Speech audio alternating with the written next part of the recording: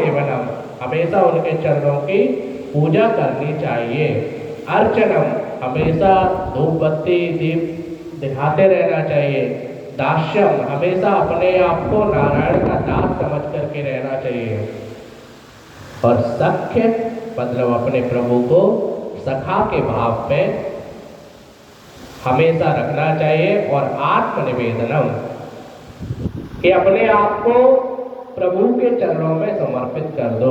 तेरा तुझको अर्पण क्या लागे मेरा, आरती गाते हैं ना हम लोग, लेकिन ऐसा होता नहीं है। आरती वो तो कह देते हैं कि प्रभु तेरा तुझको अर्पण क्या लागे मेरा, और अगले दिन नारियल लेकर के पहुंच जाते, प्रभु ये काम करवा दो, बस फिर ये प्रसाद चढ़ाएंगे। तो प्रहलाद जी 9 भक्ति कहते हैं हिरण्यकश्यपु को। अब जैसे ही 9 भक्ति हिरण्यकश्यपु सुनता है, इतने गुस्से में सबसे पहले तो चंडामर्क के ऊपर तलवार आती है। बोलो किसने सिखाया ये? अब चंडामर्क परेशान और हाथ जोड़ करके घुटनों के बल बैठ जाते कि प्रभु हमने ऐसा कुछ सिखाया ही नहीं, हमारे विद्यालय में है ही नहीं ऐसा, ना मत प्रणीतम ना पर प्रणीतम, ना उसने सिखाया ना हमने सिखाया। ये मुझे लगता है कि बचपन से ही ऐसा कुछ सीख के आया है। और सही आचार्य ने सही दिमाग लगाया, क्योंकि नारद जी सुना करके चले गए थे ना, नारद जी जो ना कराए वो सही। तो कंस ने सोचा कि ये गुरुपुत्र मुझसे झूठ नहीं बोल सकते। गुरुपुत्र किसके? शुक्राचार्य के पुत्र थे चंड और अमर। तो उसने हिरण्यकश्यप को बोलते हैं अपने पार्षदों को, जब रोग लग जाता है किसी शरीर में तो कोई ना कोई अंग अगर कटवा दो तो रोग ठीक हो जाता है। तो हिरण्यकश्यप ने बोला कि ऐसा करो, इसको ले जाओ और मार ही दो, वरना ये फिर 10 लोगों को सिखाएगा, 10 लोग 20 को सिखाएंगे और यहाँ तो नारायण की पूजा होने लगेगी, हमको कोई मारने वाला रह ही नहीं जाएगा। तो पार्षद ले जाते हैं, पहाड़ से गिराते हैं, नदी में बहा देते हैं, अग्नि से जलाते हैं, हाथियों से कुचलवाते हैं, मतलब भोजन नहीं देते। जो भी दंड हो सकते थे वो प्रहलाद को दिए जाते हैं। लेकिन जाको राखो साइया मार सके ना कोई, जिसके ऊपर हरि की कृपा होती है उसको बाल बांका नहीं हो सकता। तो हर तरफ से भगवान ने प्रहलाद की रक्षा की। अब चंडामर्क को थोड़ा सा दया आई और बोले प्रभु एक मौका और दो मुझे, आपके बार मैं इसको सही करके लेकर के आऊंगा। हिरण्यकश्यप बोले ठीक हो, एक मौका और देते हैं हम तुम्हें। अब की बार यदि ठीक नहीं हुआ तो इसको फिर पहले तो इसके भगवान को देखूंगा और उसके बाद इसको दंड दूंगा। गुरु जी ले गए पुनः विश्वविद्यालय में, वहाँ उसको खूब रटाया, खूब सिखाया। लेकिन प्रहलाद जी तो क्या है, सूरदास कारी कांवर पे चढ़े न दूजो रंग। सूरदास जी कहते हैं कारी जो कांवर होती है, काला रंग जो होता है उस पर कोई दूसरा रंग नहीं चढ़ता, और जो काले के प्रेम में पड़ जाता है उस पर भी कोई दूसरा रंग नहीं चढ़ता। जो कृष्ण के प्रेम में पड़ जाता है उसको कोई नहीं भाता, केवल कृष्ण ही भाते हैं, कृष्ण की ही भक्ति भाती है। तो प्रहलाद जी तो वही है कि सूरदास कारी कांवर पे चढ़े न दूजो रंग। एक दिन गुरु जी बाजार चले गए तो मौका मिल गया प्रहलाद जी को, सभी बच्चों को बुलाया और उपदेश करने लगे। कौमार आचरेत प्राज्ञो धर्मान भाग्यवतानिह, दुर्लभं मानुषं जन्म तदप्यध्रुववर्धथम्। प्रहलाद जी कहते हैं कि ये खेलने कूदने की उम्र नहीं है,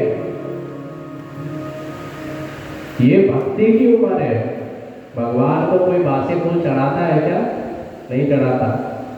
तो हम लोग यही सोच करके बैठ जाते हैं कि अभी तो कमाओ खाओ, जब भगवान पूरी तरह असमर्थ कर देगा तब बैठ करके माला जाप करते रहेंगे।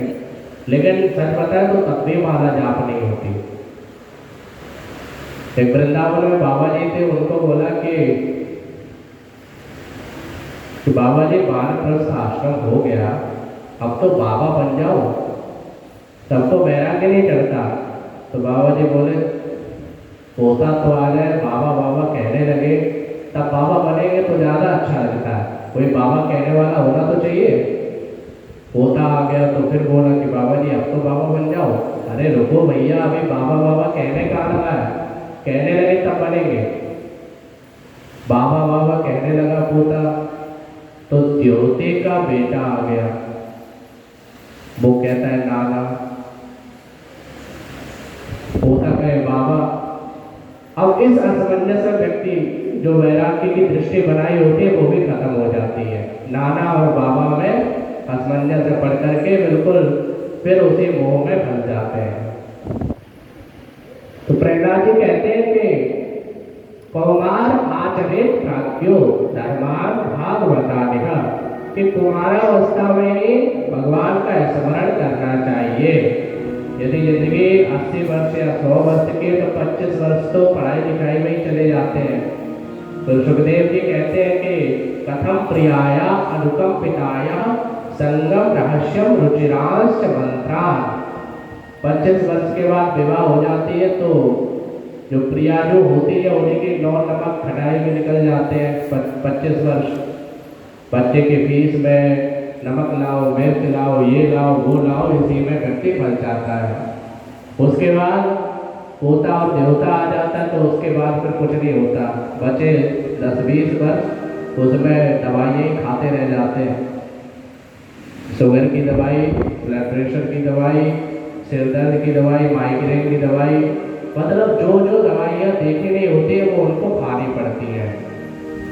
तो प्रहलाद कहते हैं कि ये उम्र है जिसमें ही भजन कर लो। तो जो और बालक होते हैं वो कहते हैं प्रहलाद, हमको गुरुजी ने आज तक ऐसा कुछ नहीं सिखाया, तुमको किसने सिखाया? तो प्रहलाद कहते हैं, स्पष्ट करते हैं कि नारद उवाच, कि नारद जी ने मुझे सिखाया है जब मैं माँ के गर्भ में था। तो बच्चे कहते हैं गुरुजी सही कहते थे कि इसको हम नहीं सिखाते, इसको किसी और ने सिखा के भेजा है। तो प्रहलाद से बच्चे कहते हैं कि हमारा तो मन होता है हरिनाम संकीर्तन करने का, लेकिन तुम्हारे पिताजी का डर इतना है कि आप भय के कारण कोई हरि का नाम ही नहीं लेता। तो प्रहलाद कहते हैं, जे जानहि सो तुम ही जनाए, जे जानहि सो तुम ही जनाए, जानत तुम ही हो जाए, जानत तुम ही हो जाए, जे जानहि जे होत जनाए, जे जानहि जे होत जनाए, ऊपर करुत आचारम संपूर्ण कहते यत्र पासम पते परमानंद माधवम, जो जानहि सोई होत जनाए, जे जानहि सोई होत जनाए। प्रहलाद जी कहते हैं कि ऋषि कुमारों, ये भजन का समय है, इसी में भजन करो। और सच में ये बुढ़ापे का काम नहीं है भजन का, तो अच्छी उम्र में कर लो तो वो पूरा साथ के साथ 21 की 21 पीढ़ियाँ ताप देता है। एक भजन है, बहुत पूज्य संत चरण गाते हैं, किस धुन में